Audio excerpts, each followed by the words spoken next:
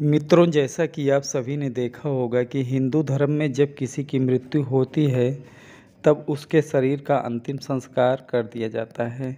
और फिर मृत्यु की मुक्ति के लिए मृतक के परिवार वालों के द्वारा उसकी 13वीं भी मनाई जाती है। परंतु क्या कभी आपने सोचा है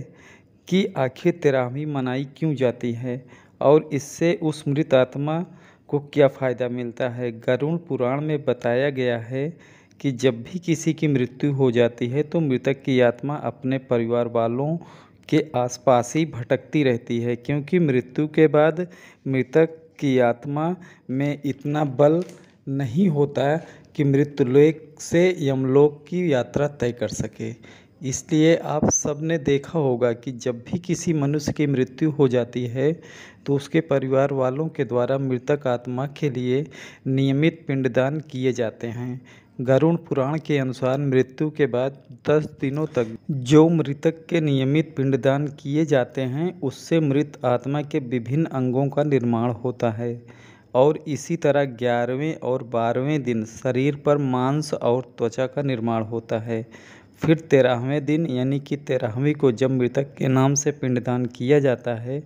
तब उसे इससे ही यमलोक तक यात्रा करने की शक्ति प्राप्त होती है। फिर वह आत्मा यमदूतों के साथ निकल पड़ती है यमलोक के सफ़र पर। गरुड़ पुराण की माने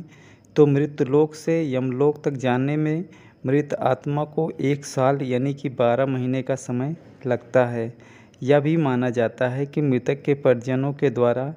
इन 13 दिनों में किया गया पिंडदान 1 वर्ष तक मृत आत्मा को भोजन के रूप में काम आता है। इतना ही नहीं, गरुड़ पुराण में यह भी बताया गया है कि जिस मृतक आत्मा के नाम से पिंडदान नहीं किया जाता है उसे 13वें दिन यमदूत घसीटते हुए यमलोक की तरफ ले जाते हैं और ऐसी आत्मा को यमलोक के रास्ते में या यमलोक में बहुत कष्ट होता है। भूखी आत्मा को जब यमदूतों के द्वारा घसीटा जाता है तब उसके शरीर के अंग छिल जाते हैं और इस बीच भी मृतक के परिवार वालों के द्वारा नियमित पिंडदान या अन्नदान नहीं किया जाता है तो उसे पूरे रास्ते इस तरह के कष्ट सहने पड़ते हैं। परंतु यदि साल भर के अंदर मृत आत्मा के पिंडदान या फिर अन्नदान कर दिया जाता है तो फिर उसे यमदूत घसीटना बंद कर देते हैं, क्योंकि पिंडदान से आत्मा में बल आ जाता है और वो अपने पांव पर यात्रा आरंभ कर देता है। इसके अलावा गरुड़ पुराण में यह भी बताया गया है कि 13वीं मनुष्य के जीवन के 16 संस्कारों में से अंतिम संस्कारों का एक अंग है। इसके बिना अंतिम संस्कार की पूर्णता नहीं होती है। गरुड़ पुराण के अनुसार जिस मृत आत्मा की 13वीं की क्रिया नहीं होती है उसे प्रेत योनि से मुक्ति नहीं मिलती है। साथ में यह भी बताया गया है कि 13वीं के दिन कम से कम 13 ब्राह्मणों को भोजन अवश्य कराना चाहिए और यदि मृतक के परिवार वालों की स्थिति अच्छी है तो वो उसे 13 से अधिक ब्राह्मणों को भोजन करा सकते हैं। 13वीं के दिन ब्राह्मणों को भोजन करवाने को मृत्यु भोज का नाम दिया गया है। गरुड़ पुराण में बताया गया है कि कम से कम 13 ब्राह्मणों को भोजन कराना इसलिए अनिवार्य है ताकि मृत आत्मा को यमलोक की दूरी तय करने में उसे भोजन प्राप्त हो और ये भोजन परिवार वाले अपनी स्थिति के अनुसार करा सकते हैं, क्योंकि गरुड़ पुराण में भगवान विष्णु ने यह भी कहा है कि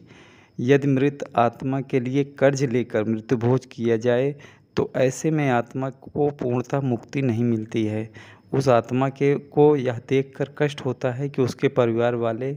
उसके श्राद्ध आदि कर्म के लिए कर्ज के तले डूब गए हैं। आगे गरुड़ पुराण में यह भी बताया गया है कि यदि कोई मृतक के परिवार को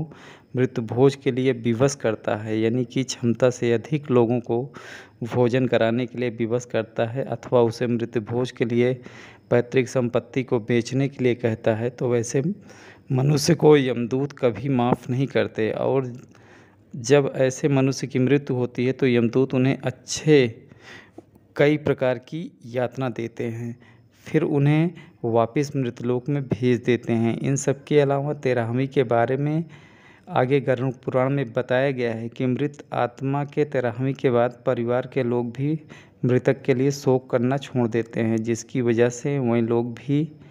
शोक मुक्त हो जाते हैं और फिर अपने धर्म कर्म में लग जाते हैं, जिससे जीवन की गति आगे बढ़ने लगती